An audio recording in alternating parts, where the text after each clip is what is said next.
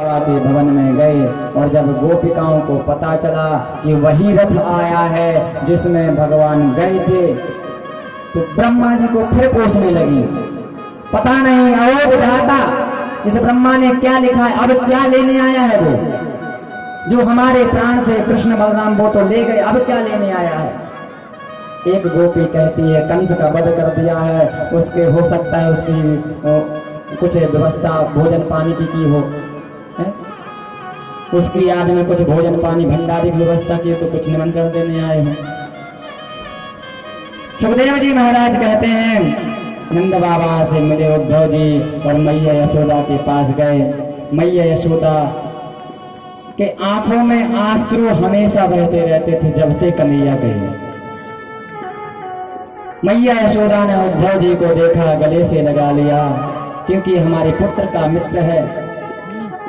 आज हमारे एक मित्र की माँ ने हमें गले लगाया, हमें अपनी माँ की याद आ गई, क्योंकि मित्र की माँ तो हमारी माँ जैसी। उद्धव जी को गले से लगाया। सुखदेव जी महाराज कहते हैं उद्धव जी को गले से लगाया, अपने पुत्र की याद में मैया यशोदा रोने लगी। उद्धव जी से मैया यशोदा ने पूछा, उद्धव एक बात तो बता, वो रहता कैसे है, मेरे बगैर खाता है कि नहीं। सुखदेव जी महाराज कहते हैं कि राजन, उद्धव जी ने मन में सोचा क्या बताएं, क्यों, क्योंकि भगवान ने भेजा था यदि वो रोए संसार के लिए तो समझाना। अब जो व्यक्ति भगवान के लिए रो रहा हो उसे क्या समझाया जाए। उद्धव जी परेशान, ये तो यशोदा कन्हैया के लिए ही रो रहे हैं, तो इन्हें मैं क्या समझाऊं कि तुम भगवान के लिए रोना बंद कर दो, क्या समझाएं। उद्धव जी का ज्ञान नष्ट होना प्रारंभ हुआ। उद्धव जी सोच में पड़ गए, मैं क्या समझाऊंगी मैया यशोदा को, ये तो भगवान के लिए ही रो रही हैं। सारी व्यथा बताई मैया यशोदा को। प्रातः काल, देखिए एक दिन का कह के गए थे, प्रातः काल हो गया। सुखदेव जी महाराज कहते हैं कि राजन, प्रातः काल उद्धव जी महाराज यमुना में स्नान करने के लिए गए, तो यमुना किनारे कुछ गोपिकाएं आपस में बैठकर चर्चा कर रही थीं। ललिता कहती है, अरे विशाखा, जब से वो काला मुरली वाला गया है इतना बेदर्दी निकला कि जब से याद ही नहीं किया। उद्धव जी वृक्ष के पीछे खड़े खड़े सुन रहे थे। विशाखा कहते हैं, अरे ललिता, वो तो जन्म जन्म का कपटी है, उसने इस जन्म में कपट किया, ये कोई एक बात नहीं है, जन्म जन्म का कपटी है। उद्धव जी सुन रहे थे, ये तो अनपढ़ है लेकिन जानती हैं। विशाखा कहती, अरे इस जन्म में तो ठीक है, बेचारी शूर्पणखा विवाह का प्रस्ताव लेकर गई थी, उसने नाक कान कटवा दिए।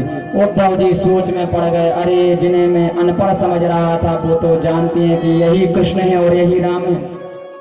विशाखा कहती, और तो और, जिस राजा बलि ने सब कुछ दान कर दिया, वामन भगवान बन के गए, 3 पग भूमि मांगी और सारा संसार नाप लिया, वो तो जन्म जन्म का कपटी, उसने हमसे कपट किया, ये अकेले थोड़ी है। उद्धव जी का जो ज्ञान था वो नष्ट हो गया। एक इतने में भौरा आता है जिसमें भ्रमर गीत कहा गया है, काला काला भौरा आता है, वो किशोर जी के चरणों में इधर उधर घूमता है, तो विशाखा उनको भगा देती, भागो यहाँ से, ये जितने काले काले होते हैं सब कपटी होते, ये भी कृष्ण का ही दूत होगा। सुखदेव जी महाराज कहते हैं गोपिकाएं जो थी वो भगवान के चिंतन में एक अंतरावश गाएंगे। पल पल जाए छिन छिन जाए, कैसे कहूँ मैं हाय, पल पल जाए छिन छिन जाए, कैसे कहूँ मैं हाय। नींद आए रे, नींद आए रे, लगन सारा बीता जाए, शाम आए रे, दिन आए रे, दिन आए रे, पल पल सारा बीता जाए, शाम आए रे। तेरे दिन गई बीती सदियाँ, आज प्राणन प्यारे, तेरे दिन गई बीती सदियाँ, आज प्राणन प्यारे, तेरे दिन गई बीती सदियाँ, आज प्राण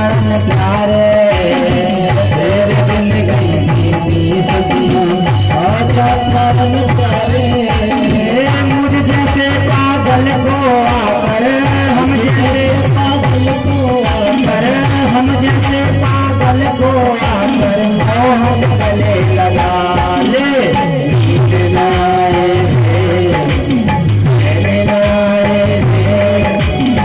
जीवन सारा बीता जाए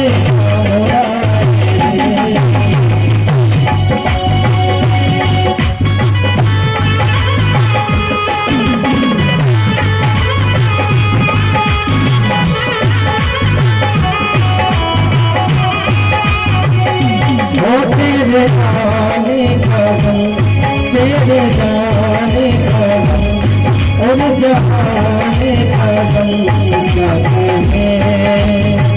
ओ तेरे जाने कसम, तेरे जाने कसम, और जाने कसम क्या कहें। बहुत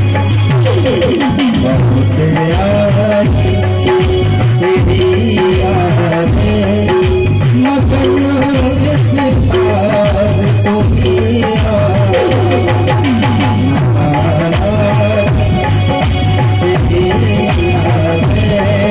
मगर इस पार तो किया तेरी याद मगर इस पार तो किया मिलाए जीवन सारा बीता जाए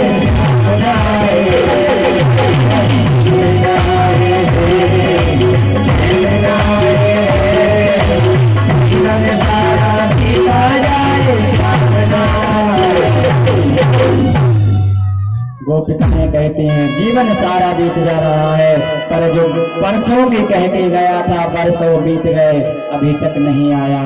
सुखदेव जी महाराज कहते हैं कि राजन,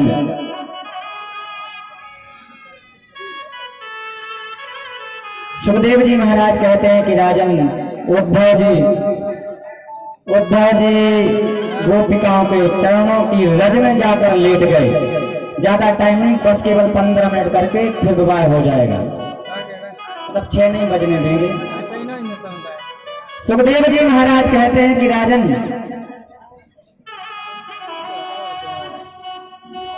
उद्धव जी गोपिकाओं के चरणों की रज में लेट गए। क्यों चरणों में नहीं लेटे? क्योंकि मैं तुम्हारे चरणों को स्पर्श करने लायक ही नहीं हूं, मैं इतना बताओ। उद्धव जी का जो ज्ञान था वो नष्ट हो गया। सुखदेव जी महाराज कहते हैं जो एक दिन की कह के गए थे लगभग 6 महीने बीत गए, और वृंदावन की यही स्थिति है। आप एक दिन का वृंदावन बोल के जाओ, आपको ऐसा लगेगा कि अब वृंदावन से घर नहीं जाना है। वास्तव में वृंदावन की कुलियां यदि आप घूमो बड़ा आनंद आता है। बोले वृंदावन में हरिलाल की जय हो। सुखदेव जी महाराज कहते हैं कि राजन, इसके बाद में क्या हुआ, उद्धव जी वापस आए और ठाकुर जी के चरणों में नतमस्तक हो गए कि प्रभु मैं समझ गया आपने हमें वृंदावन क्यों भेजा। क्यों? क्योंकि भगवान अपने भक्तों के अंदर अहंकार नहीं रहने देते।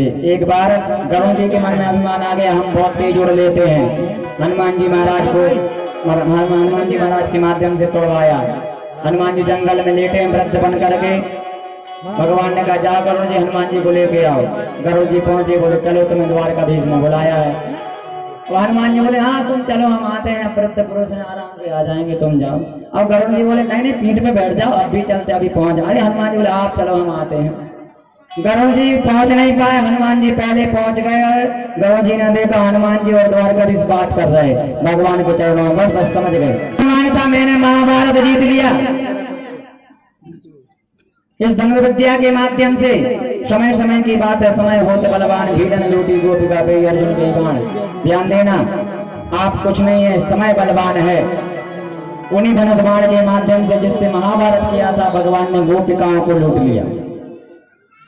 राम सेतु के माध्यम से हनुमान, अर्जुन ने कहा हनुमान जी से बताओ यदि हम होते त्रेता युग में तो हम पत्थर को सेतु थोड़ी बनाते, हम तो बाणों को सेतु बनाते। हनुमान जी ने कहा अरे अर्जुन, उस समय जो वीर थे हम जैसे कई वीर थे।